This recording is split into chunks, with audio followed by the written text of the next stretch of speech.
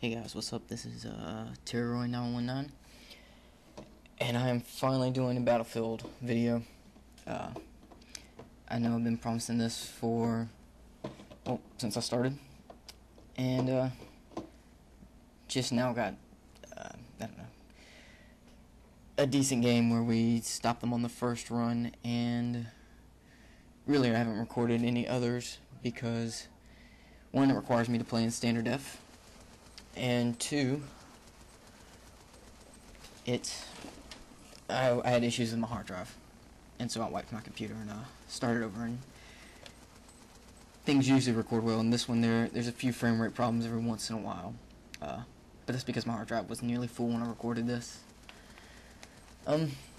Anyways, big news in the gaming world.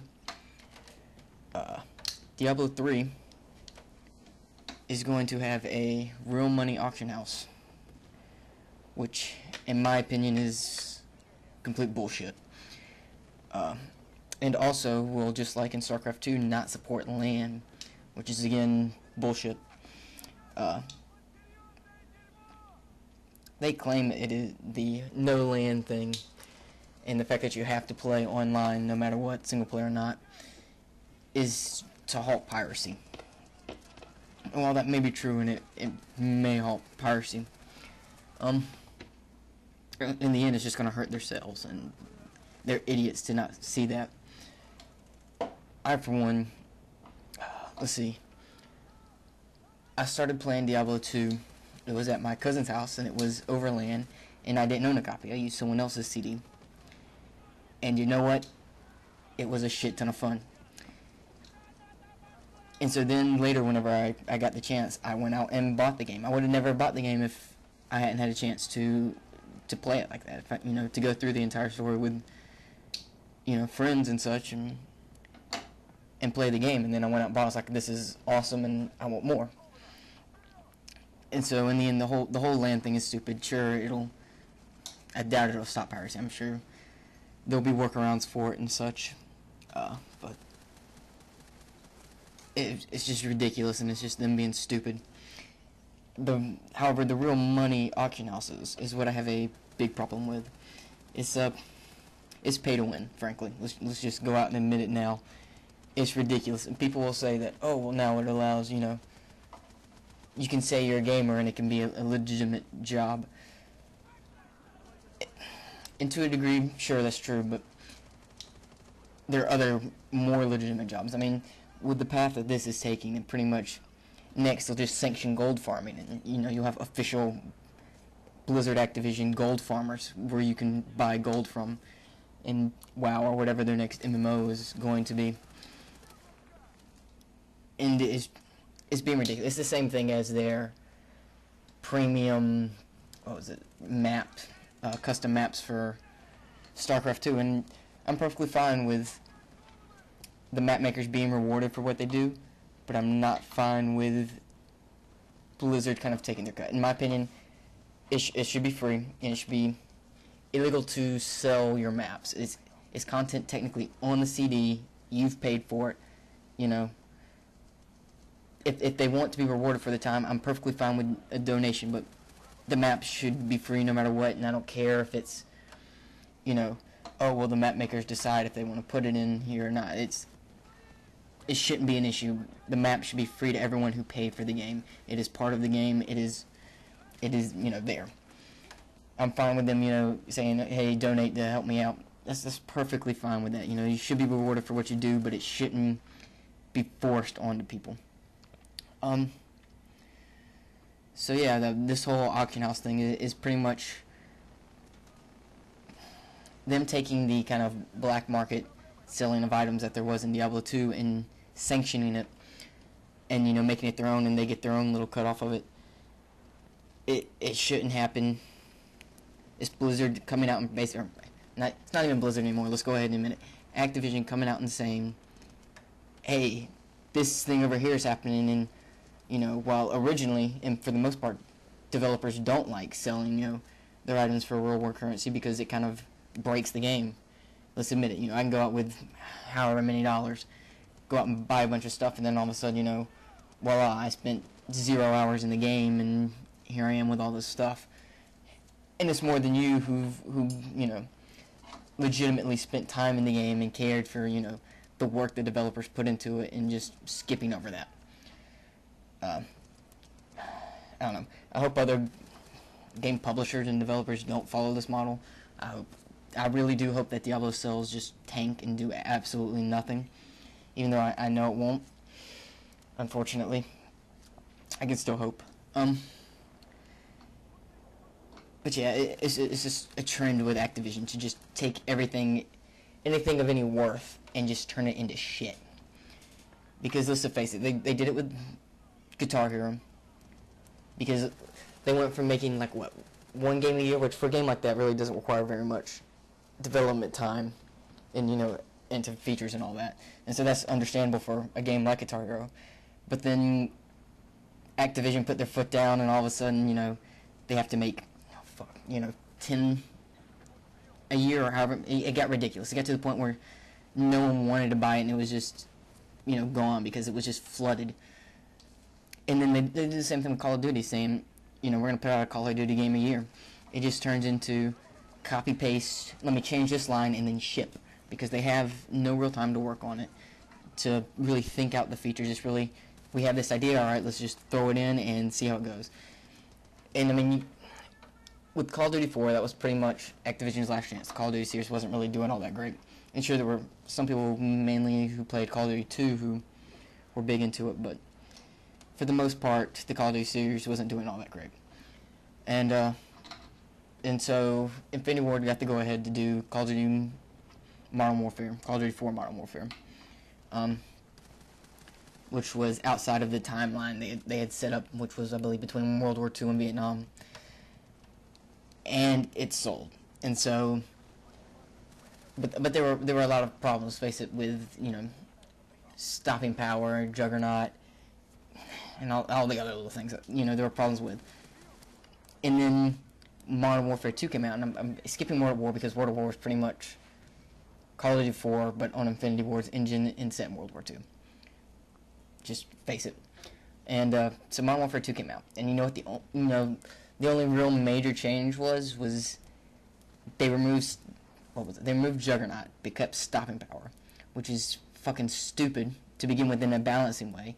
And then they added in Commando, which clearly never got fully tested because it was just a complete pile of shit, especially when combined with Tac Knife, and then you had the whole care package glitch, and then all their games get modded to shit, not long after they come out because it's just so poorly done.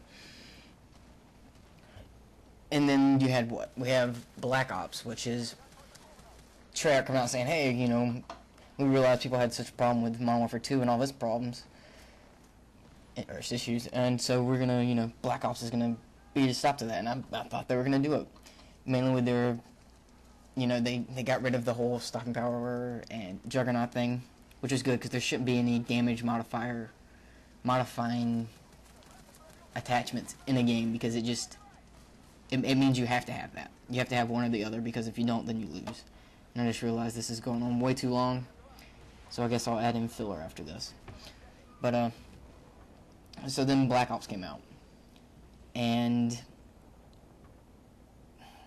they originally started out kind of strong, but there were problems with it still, because they don't really have time to. They have 2 years in development, and or really they have 1 year for development, and then a year and some to polish.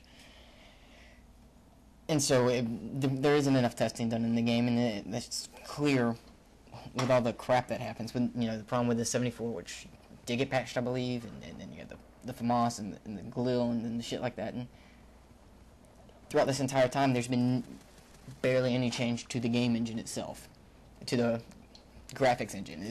You're playing Call of Duty 4 with different skins, and it finally got patched. By the time you get to Black Ops, it finally got patched to a slightly more balanced game. And so yeah, that's Activision's trend, and is continuing since their merge of Blizzard with Blizzard, in which they.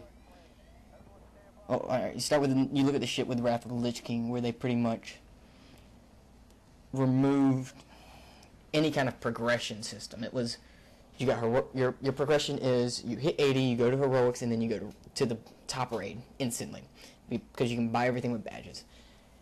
And then not only that, but there is only one raid per tier, which means you're running the same dungeon or same raid every time. You know, once we got past the initial release, which came with 3.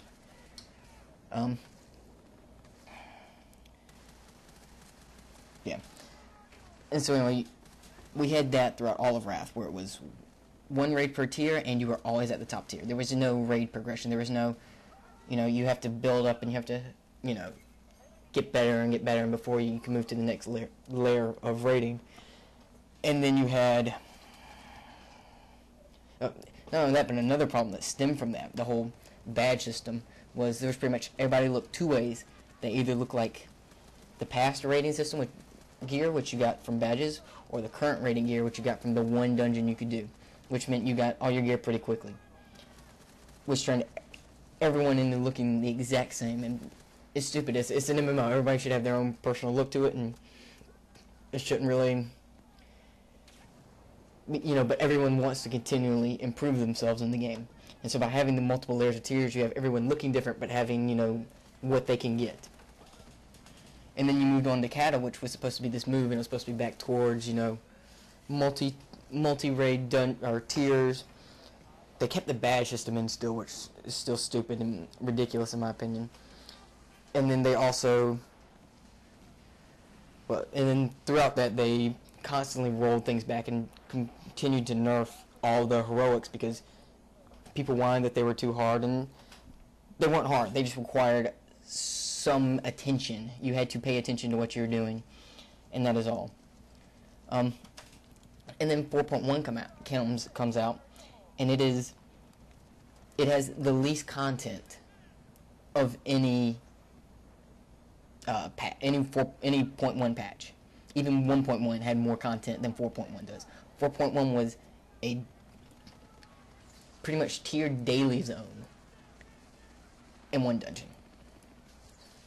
And that's it.